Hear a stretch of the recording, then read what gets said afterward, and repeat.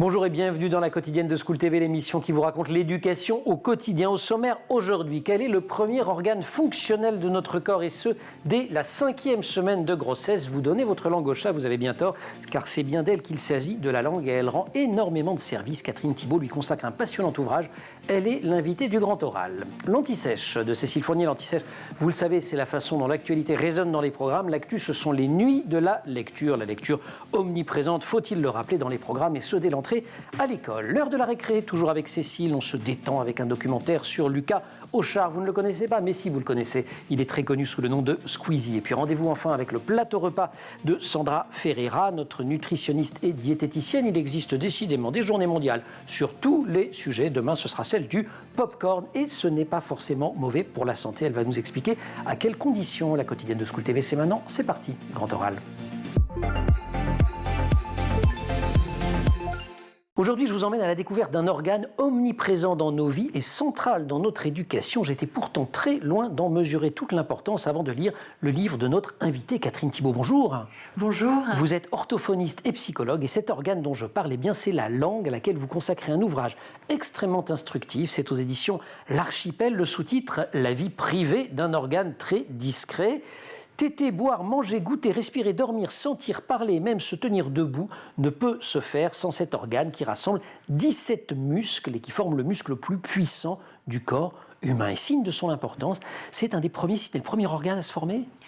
Oui, dans le ventre de nos mères, c'est les premiers mouvements antéro-postérieurs de la langue, d'avant en arrière, qui va permettre à l'embryon de passer au stade de fœtus. On tire la langue, c'est le premier truc qu'on fait en fait. Alors, en fait, c'est le réflexe, on la rétracte. C'est le réflexe de Hooker. Et la main va être importante. C'est le tronc cérébral qui décide quand même. Et tout d'un coup, il y a un ordre qui est donné, il y a une déflexion céphalique, la main vient... Là, vous allez traduire déflexion céphalique. La tête se redresse. Ah voilà, ça je comprends mieux. Mais c'est joli quand même. C'est très joli, déflexion céphalique. La main vient toucher la bouche embryonnaire qu'on appelle stomadéum. Ouais. Et à ce moment-là, il y a les premiers mouvements antéro-postérieurs de la langue. Wow. Et le palais va se former. La langue, au départ, elle est un peu dans les fosses nasales, si vous voulez. D'un coup, elle descend et elle est dans la bouche. Et c'est ces premiers mouvements qui font que, à la naissance, tout sera opérationnel. Et à sa naissance, le premier mouvement qu'elle va faire, c'est ce mouvement de succion. Donc elle va nous permettre de manger dès le début. C'est la fonction la plus précoce de nous quand on devient... oui, le bébé découvre le monde en termes de bouche. Ouais, ouais. Et bien sûr, la langue y participe, le réflexe de fouissement, enfin, tout ce qui fait le bonheur quand on va voir un bébé dans une maternité, qu'on touche à peine sa bouche, tout de suite... il va chercher. Exactement, ouais. Il va prendre votre doigt, le suçoter, c'est invraisemblable. On oublie que cette langue nous permet de manger, de parler, et puis aussi, je disais, d'embrasser, parce qu'elle fait partie aussi de cette vie très intime. Le sens du goût est d'ailleurs le premier des 5 sens que l'on développe, et ce dès, à l'état fœtal encore. Oui, c'est-à-dire qu'on pourrait dire, en étant un peu simple, que ce que mange la maman, c'est ça. Le bébé le goûte. Il y a des études qui ont été faites, oui, et qui montrent que, alors notamment pour carottes, ail, cumin, curry, chocolat, réglisse, oui, si la maman en mange, il y a de bonnes chances pour que, alors non pas le nourrisson, mais l'enfant par la suite... Oui, en tous les cas, qu'il le récupère, parce qu'il y a à la fois un lien entre l'olfactif et le gustatif aussi. Et souvent, à la naissance, ce bébé sera attiré par cette odeur. Alors la langue, ensuite, on va la rencontrer à plein de reprises dans l'éducation de l'enfant. Il y a un premier sujet qui se pose pour beaucoup de parents, et vous en parlez, c'est le frein. Ah, c'est un sujet à la mode.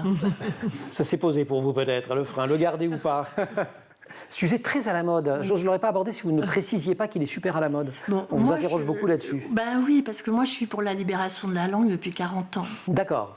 Donc ça veut dire... Comme beaucoup de médecins à l'heure actuelle, je trouve qu'il y a trop de frénectomie en ce moment. Frénectomie, c'est le fait de couper le... Oui, pour les bébés en tous les cas. C'est ça. Donc quand il faut le faire, mais de toute façon, il faudra quand même une prise en charge pour aider la maman. Alors il y a de plus en plus de mamans qui allaitent, ça c'est génial, mais parfois c'est difficile, la rencontre entre un enfant et sa maman. C'est pas automatique.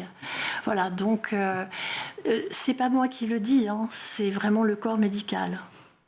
Pas de coup de ciseau ou de laser hâtif, écrivez-vous. Se nourrir et parler. On va pendant toute l'émission parler de ces deux aspects de la langue. Et vous jouez d'ailleurs sur la langue, alors au sens de la langue que l'on parle dans tout le bouquin.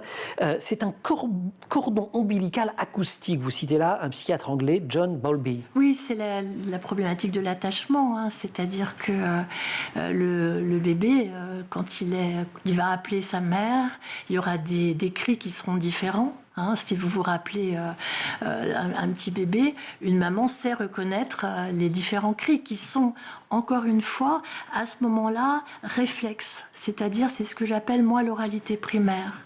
Donc, les premiers mois, tout est réflexe. Toujours issu de ce chef d'orchestre qui est le tronc cérébral. Et puis, petit à petit, ça va se corticaliser. Chef d'orchestre, mais la langue est reine en son palais. Oui, c'est une phrase. C'était pas mal. Vous reprenez très souvent. Elle est super. Elle dit c'était pas mal parce que ça aurait pu être le titre du bouquin. Mais je dis non, la langue c'est beaucoup mieux. Je suis assez d'accord avec votre éditeur. Ceci dit, boule de muscles et de sensorialité anatomiquement, la langue est reine en son palais. Pour vous citer complètement Catherine Thibault. On vous retrouve juste après l'Anti-Sèche. Oui. Cécile Fournier.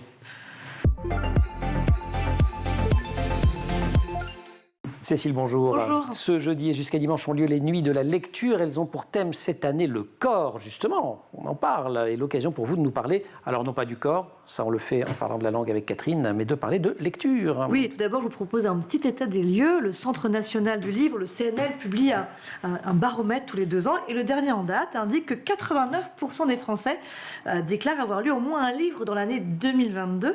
Ils étaient 82% en 2021. Donc il y a un petit peu mieux. Et puis 68% des Français disent vouloir lire plus. Donc ça, ce sont les Français et les Françaises en général. Les jeunes, les 15-24 ? Alors les 15-24, eh bien, ils sont, comme en 2021, 80% à se déclarer lecteurs. Ils étaient 92% en 2019, tout de même. Et donc, un jeune sur 5 affirme ne pas lire du tout.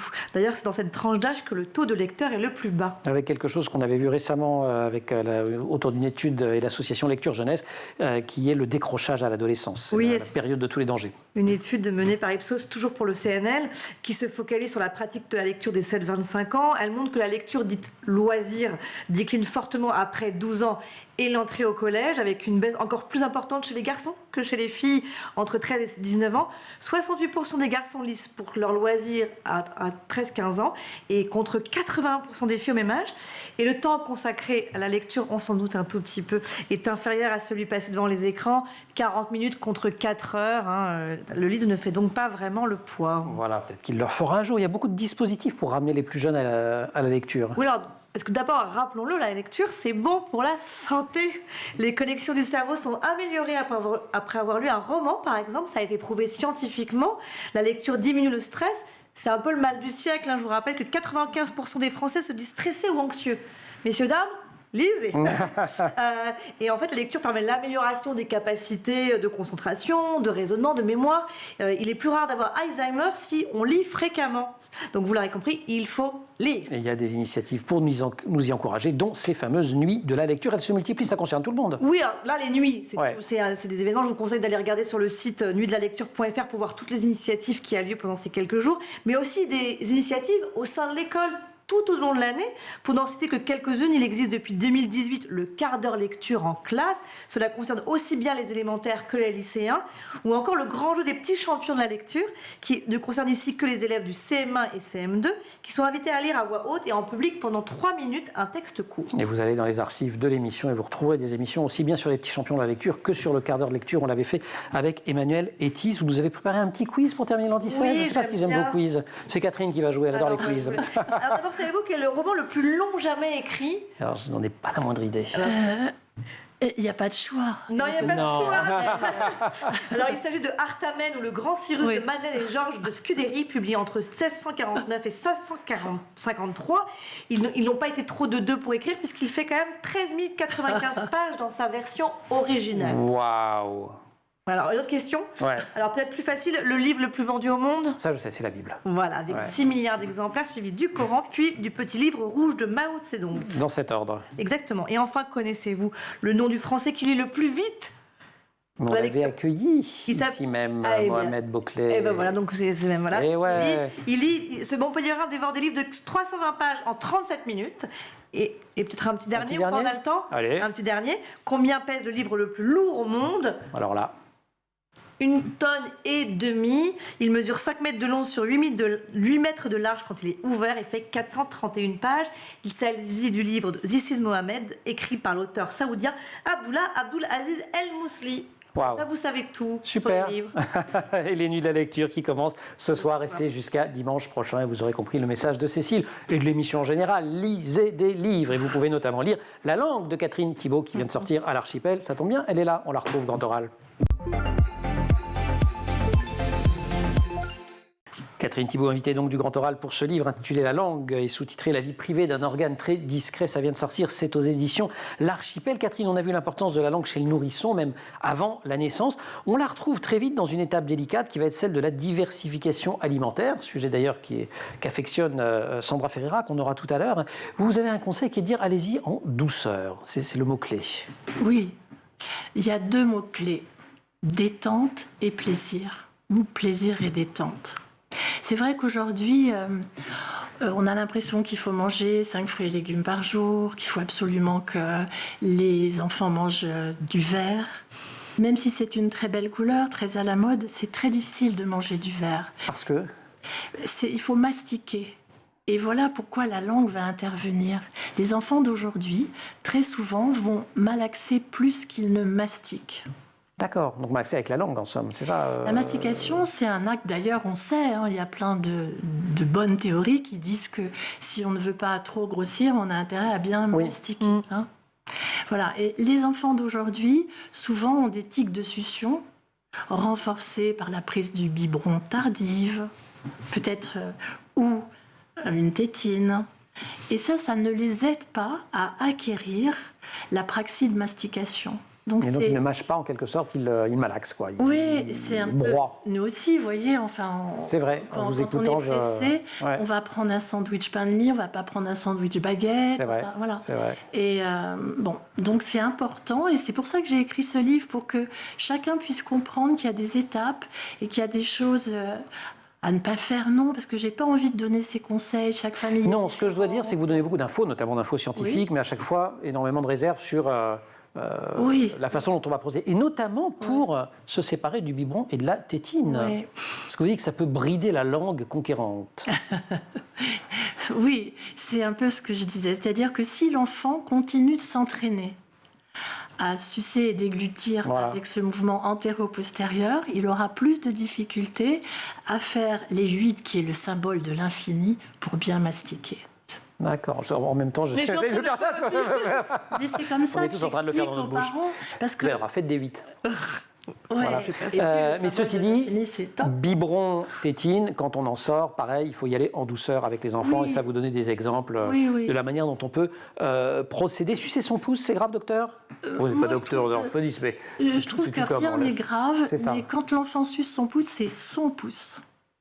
Alors que quand on lui donne un biberon ou une tétine, c'est donné par l'autre, en l'occurrence les parents. Ouais. Et bon, c'est là pas tout à fait la même signification. Et souvent, les tétines, elles sont données un peu trop tardivement, le biberon aussi aujourd'hui. Oui, vous dites que c'est de plus en plus fréquent d'ailleurs. Oui, parce que le matin, c'est plus simple. Mais moi, je comprends en tant que femme, maman, etc.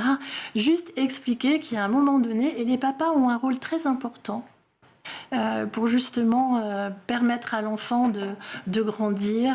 À la place d'un biberon, on va lui acheter un bol avec un super-héros ou une princesse. Enfin. Mais... C'est un peu trop genré pour nous, ça.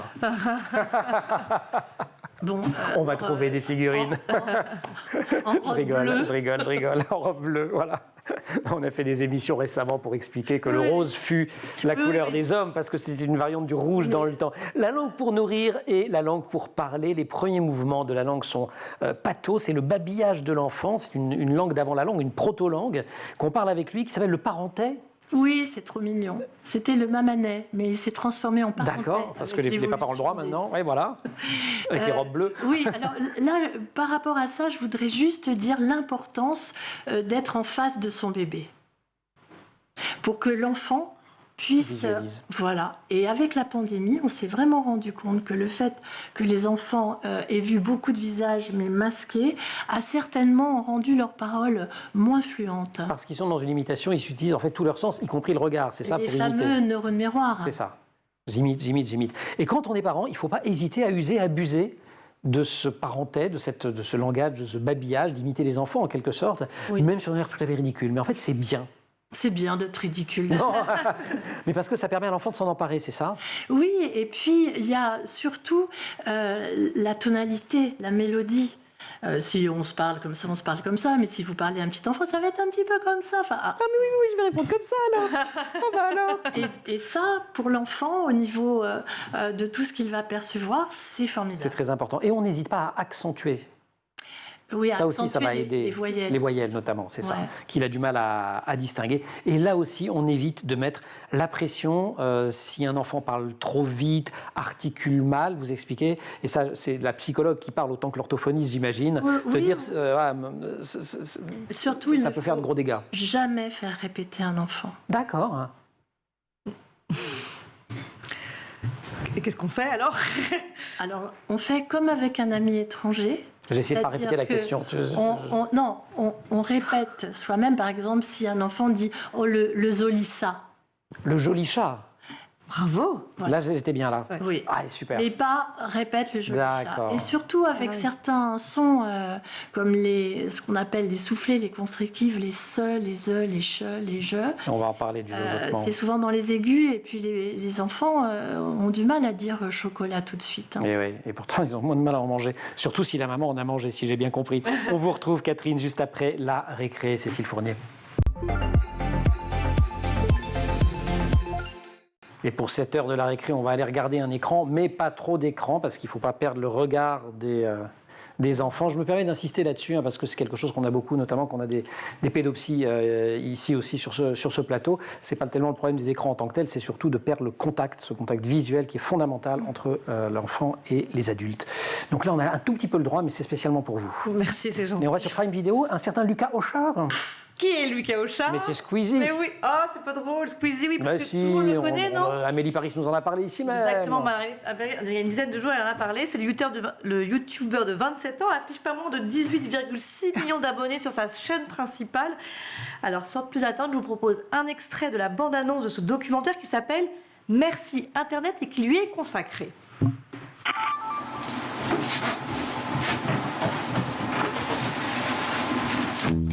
Yo tout le monde, c'est Squeezie. Salut tout le monde, c'est Squeezie. Qui aurait pu croire que cet ado bourré de tics deviendrait le premier youtubeur du pays? Mon petit frère, il est un peu différent de la norme, ça me fait un peu peur. J'espère qu'il va vraiment s'en sortir dans la life parce que c'était pas gagné d'avance. Les premiers à y avoir cru, c'est vous. Et aujourd'hui, il y a du monde. On est à Paris, la Défense Arena, avec plus de 1500 personnes. I'm a rockstar. Lui, c'est la première star de YouTube, tu vois, vraie star. C'est un phénomène. Le gars, il est là, ça déchaîne les foules. Je pense qu'il n'y a pas un jeune qui le connaît pas, pour dire les choses en France. C'est genre le James Cameron de YouTube, tu vois. Je croyais pas que vous allez vous débarrasser du bientôt. Aujourd'hui, vous êtes plus de 18 millions à le suivre sur YouTube. Et moi, ça fait 10 ans que je réalise ces vidéos. Et le mois, ça fait 10 ans, c'est quoi? C'est le réalisateur alors? Tout à fait, c'est le réalisateur qui s'appelle Théodore Bonnet, qui le suit donc depuis 10 ans, il l'a dit. On découvre ainsi la vie de Squeezie côté coulisses. Il s'est parsemé de beaucoup de témoignages, notamment son frère Florent, qu'on a entendu au début de l'extrait, ainsi que des stars de YouTube également. Donc on a vu Hugo Décrypte, Lena Situation, McFly et Carlito, etc. Et aussi Orelsan aussi. Vous le rappeliez, Amélie Paris, notre chroniqueuse, avait consacré un portrait dans sa chronique la semaine dernière à Squeezie. Donc pour tout savoir sur lui, je vous conseille de revoir cette émission. Mais juste pour petit rappel, pourquoi il est si célèbre, c'est qu'à 17 ans, il devient le plus jeune Français à dépasser le million d'abonnés sur YouTube. Donc c'est vraiment un phénomène avec cette chaîne consacrée aux tests sur les jeux vidéo. Numéro 1 français, pas numéro 1 mondial encore. C'est qui au niveau mondial? Mr Beast. Le Mr Beast, ouais, la tête. Jimmy Donaldson, qui lui a 25 ans, a 183 millions d'abonnés. Donc Squeezie avec son 18,6, c'est Pichenette, faut bien le dire. Son truc à Mr Beast, c'est proposer des défis et faire des dons de plusieurs milliers de dollars à ses followers ou à des associations caritatives. Ok, lui aussi, il a eu droit à son documentaire. Oui, alors on vient d'en voir quelques extraits. Normalement, cela s'appelle Mr Beast Beast. Bean, c'est un autre. Beyond the Spotlight, autrement dit Monsieur Beast derrière les projecteurs. Et oui, je suis bilingue. C'est disponible sur YouTube celui-là, mais c'est en anglais. Ah bah, ça fait travailler l'anglais, c'est très bien. Et puis pour l'anglais, on peut aussi voir Mr Bean, ça reste très rigolo. Cécile, merci beaucoup. La langue, Catherine Thibault, grand oral. Einstein la tire dans une photo célébrissime. Les Rolling Stones l'ont choisi comme logo pour leur groupe. Il est conseillé de la tourner 7 fois dans sa bouche avant de parler. La langue est la star de notre émission. Aujourd'hui, autour du livre que lui consacre Catherine Thibault, il vient de sortir aux éditions L'Archipel. La langue, organe vital, elle est d'ailleurs très impliquée dans cet acte encore plus vital qui est celui de respirer. Si notre langue est mal positionnée, on ne peut pas bien respirer. Oui, c'est essentiel. Avec le nez, c'est le duo qui nous permet de bien vivre. Il y a des troubles de la respiration qui peuvent venir d'un problème de langue, ça peut se rééduquer. Est-ce qu'on peut faire un petit exercice? Allez. Si on met ses 2 pieds bien positionnés sur le sol, et puis, c'est bon, Cécile? Ouais. Et puis on se met très tranquillement à respirer par le nez, très tranquillement. Vous voulez que je ronfle? Non. Si vous voulez que je ronfle, je le sens bien. J'ai dit tranquillement la respiration. Et à ce moment-là, votre langue, elle va monter et elle va trouver sa bonne place. Avalez votre salive. Et là, vous avez trouvé une bonne position de repos de la langue. Mais, très souvent, elle est plutôt basse. Parce qu'on est un peu stressé, parce qu'on ne respire pas forcément très bien. Et c'est l'essentiel, c'est d'acquérir cette bonne position de repos de la langue. Avoir le bon niveau de langue. Peut-être. C'est joli. Subtil. C'est pour ça que c'était la langue reine en son palais. Et oui, bien sûr. Et qui règne aussi en son palais. Ça peut avoir des effets terribles sur le sommeil, par exemple, quand on n'a pas la langue au bon endroit. Oui. Alors, le syndrome d'apnée obstructive du sommeil, moi, je l'ai découvert il y a plusieurs années avec les enfants différents, qui souvent avaient des troubles du sommeil. Et puis aujourd'hui, on se rend compte que beaucoup d'adultes, beaucoup d'hommes, mais aussi de femmes, présentent ce fameux syndrome d'apnée obstructive du sommeil. Alors c'est multifactoriel, hein. Mais si on fait attention à sa langue, ça peut aider. Au moins au moment où on s'endort, parce qu'après on ne maîtrise plus grand-chose. Oui, non, remuscler cette langue, c'est d'ailleurs. Il y a des exercices de... Oui. On peut faire de la muscu de la langue. Alors, la muscu de la langue, c'est toujours un peu en force. C'est un peu quand on va à la salle. On sait qu'il va quand même falloir faire un peu de détente et pas rester dans cette manière de faire. La langue, avec ses 17 muscles, c'est la même chose. Donc il faut effectivement la muscler, mais penser à une sorte de stretching qui serait la position de repos, par exemple. C'est-à-dire que... Ce que j'essaye de faire là, parce que alors, personne ne voit rien, mais j'essaie d'avoir les pieds par terre, le truc, je me sens position tout calme, de repos.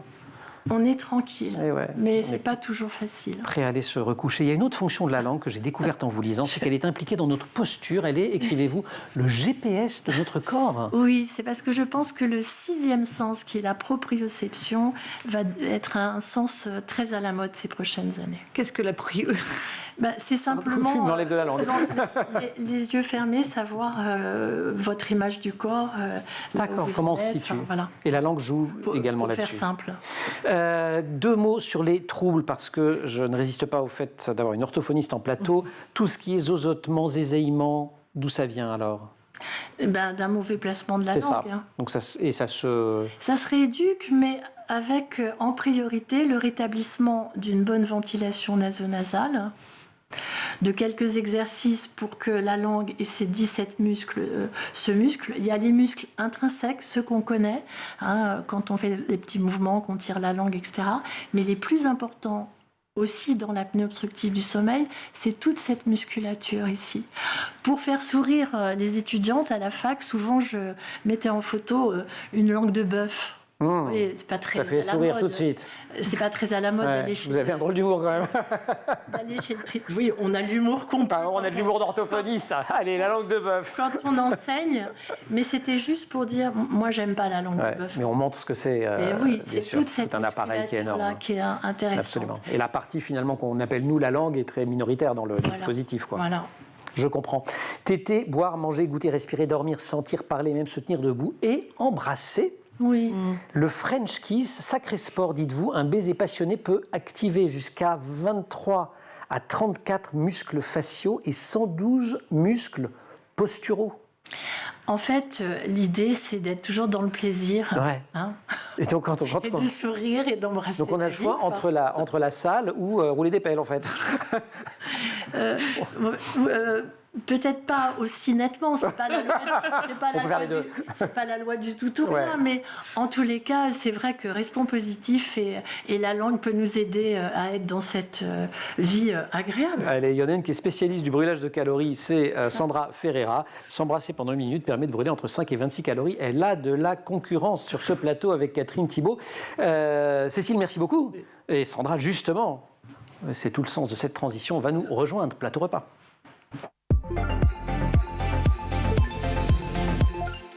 Voilà une rubrique qui va nous coûter quelques baisers passionnés, puisque un baiser, Sandra, bonjour. Bonjour. Avec la langue, j'insiste, c'est entre 5 et 26 calories brûlées si ça dure 1 minute. C'est pas mal, non? On mange du ça vous fait presque de la... et on se fait des bisous. Et voilà, donc là, vous allez nous faire manger quelques pop-corn, après il faudra se faire des bisous. Attention à la fausse route quand même. Attention à la fausse route. Ah oui, là, les deux associés. Notre rendez-vous plateau repas avec Sandra Ferreira, diététicienne nutritionniste. Et si je tiens ce sublime bol de pop-corn à la main, c'est que demain, 19 janvier, c'est la journée mondiale du pop-corn. On ne sait plus quoi inventer. Ça vient d'où le pop-corn? Alors, le pop-corn, ça a été cultivé a priori 5000 ans avant notre ère au Mexique. Le maïs donc, pas le pop-corn. Le maïs, ouais, pardon. Oui. Non, on ne cultive pas le pop-corn, effectivement. Voilà, c'est le maïs. ça ne pousse pas sur un pop-cornier. Non, un pop-cornier, ça aurait été bien sympathique. Par contre, on a retrouvé, les archéologues ont retrouvé, il y a à peu près 400 ans au Pérou, un ustensile percé avec un manche. Donc, on suppose ça ressemble à la poêle c'était pour faire ça. sauter le pop-corn. On n'est pas sûr. Enfin, ce qui compte, c'est de comprendre que on a vu que c'était pas mauvais, que ça commençait à proliférer dans les foires et dans les cinémas, qui eux ont bien compris que ça pouvait rapporter de l'argent et ils sont mis à eux-mêmes, les cinémas, à produire leur propre pop-corn. C'est pas mauvais? A priori, on aurait tendance à dire le pop-corn, c'est mauvais. C'est pas bien. Ouais. Eh ben non. D'accord. C'est pas mauvais à certaines conditions. Il y a toujours des conditions avec Sandra. Le pop-corn, c'est du vent, en fait. Le maïs a explosé, c'est très léger, tout le monde le sait. C'est du vent avec peu de calories. Bien sûr, si on a la main lourde sur le sucre, sur le sel, sur le beurre, ça va être bien sûr mauvais pour la santé. Il y a un produit dangereux. Et oui. Pendant longtemps, dans le pop-corn qu'on plaçait au micro-ondes, le pop-corn industriel, il y a un additif alimentaire qui s'appelle le diacétyl, qui lui c'est pour donner le goût de beurre, tout simplement. C'était bon, dit-il, avec les yeux qui pétillent. Oui, c'est sûr, ça donne ce goût de beurre. Mais c'était mauvais. Alors, c'est mauvais, et mauvais même pour les poumons. C'est que inhaler sur le long terme, ce diacétyl pouvait provoquer une maladie qui est rare, mais qui est très grave, qui est une bronchiolite oblitérante. Bref, c'est la maladie du poumon popcorn. C'est dangereux. On en meurt. Mais il n'y en a plus. Vous inquiétez pas. Mais les fabricants ont enlevé tout ça. Oui, il n'y a plus de diacétyl. C'est bon. Ok, super. Donc le popcorn. De ne pas être bon. D'accord. Donc c'est bon aussi parce que c'est riche en fibres. Le maïs, c'est un légume. Vous voulez qu'on mange des légumes. On se rappelle. Alors le vert, c'est compliqué à manger. J'ai appris avec Catherine parce que c'est dur à mâcher. Le vert, tout ce qui est vert, les légumes, etc. Ah, parce que c'est dur à mâcher. Même les haricots verts? Oui, ça dépend de l'âge de l'enfant. Ah oui, on parlait diversification. Le maïs, en tout cas. Le maïs, il n'y a pas de souci. À la limite, ce qui est difficile dans le maïs, et c'est là où il y a toutes les fibres, c'est la pellicule tout autour du maïs qui se coince entre les dents. Vous savez, vois bien celle-là. C'est là où il y a plein de fibres, et pourtant les fibres, c'est bon pour le transit intestinal, c'est bon pour réguler la glycémie, c'est bon pour diminuer le taux de cholestérol. Et l'avantage du popcorn, mine de rien, c'est que c'est très riche en polyphénol. Ces petites molécules anti-vieillissement, en fait, il y en a 2 fois plus dans le popcorn que dans une portion de fruits. C'est pas moi qui le dis, ça c'est le résultat d'une étude de l'université de Scranton en Pennsylvanie. Alors ça ne marche que à condition que le popcorn, lui, il soit soufflé nature, sans matière grasse, avec peu de sucre, peu de sel. Et oui, c'est ça. Et c'est de ça dont on va parler. De toute façon, peu de sucre, peu de sel, on peut le déguster autrement. Oui, alors peu de sucre, peu de sel, mais on peut tout à fait mettre des épices. Le piment, ça se marie très bien. Là, je l'ai pas fait au piment, je voulais pas. C'est gentil. Qu'il y ait un risque pour aujourd'hui, mais j'y ai pensé fortement. Piment, safran, cumin, curry, herbes aromatiques. Il n'y a aucun souci pour l'utiliser à l'apéro, à la place des chips et des cacahuètes. Après, pour pas qu'il en reste coincé entre les dents, peut-être. C'est bien pour le goûter. C'est bien pour les personnes intolérantes au gluten, parce que c'est naturellement sans gluten, ou pour les malades cœliaques. Bon, c'est très très bon. Les gestes, pour résumer, qui sauvent. Pas de sucre ou pas de beurre. En tout cas, si on veut mettre moins de sucre, on en met moins. Tant qu'à mettre du sucre, autant mettre du sucre de bonne qualité, un sucre complet, comme le muscovado, le rapadura, qui ne vous parlent peut-être pas, mais ce sont des sucres riches en fibres, riches en vitamines, etc. Ça vient de la canne à sucre, c'est ça? Exactement, ça vient de la canne à sucre. Je pourrais éventuellement faire une chronique là-dessus. On fera une dégustation de différents sucres. On évite le nappage caramel, c'est vrai que c'est pas l'idéal. Et pour le sel, il y a des meilleurs sels que d'autres? Il y a le gomasio, qui est un sel qui est un mélange de sel et de sésame, ce qui permet de donner un petit goût assez sympathique. Pour le beurre, une fine couche, on n'exagère pas. Il faut que ça reste occasionnel. Vous connaissez. Là, c'est un peu salé, votre affaire. Là, j'ai juste fait sauter du maïs à popcorn et j'ai rajouté du sel. C'était pour vous montrer qu'on pouvait, sur une petite collation, un petit apéro, un petit goûter, éviter surtout ce qui est préparation industrielle et ce qui est vendu au cinéma. Au cinéma, il ne faut pas. Même les trucs dans les grands bacs, là. Ils rajoutent du beurre. Il ne faut pas. En tout cas, il faut rarement. C'est pas bon pour la bourse aussi, au passage, parce que c'est vendu très très cher. Oui, c'est vrai. Pour permettre de parler d'économie. Voilà. Allez, on en parle. Donc, on fait ça à la maison. C'est compliqué? Pas du tout. On met le popcorn dans une poêle, ça saute au bout de 5 minutes. Je l'ai fait là avant de partir. Génial. Merci 1000 fois. Et c'est la journée mondiale du popcorn demain. Donc vous pouvez y aller à volonté, mais sans mettre tout ce qu'on n'a pas le droit de mettre. Merci beaucoup, Sandra. Catherine, merci beaucoup de nous avoir accompagnés dans cette émission. La langue, vie privée d'un organe très discret, c'est à l'Archipel. Il y a une préface de Michel Simès. C'est passionnant tout ce qu'on apprend sur cet organe. Merci aussi à toute l'émission, à toute l'équipe de l'émission. Laure Audemont en maquillage, Marine Plantec pour la préparation. Assisté en régie aujourd'hui par personne, elle n'est pas assistée par quiconque. Par contre, au son, il y a Thibaut Goury-Lafont et Xavier Sanchez à la réalisation. Vous restez sur School TV, vous nous retrouvez, nous, en permanence sur Internet et sur les réseaux sociaux. J'en perds mon latin, c'est les pop-corn. Allez, à plus tard. C'est trop bon.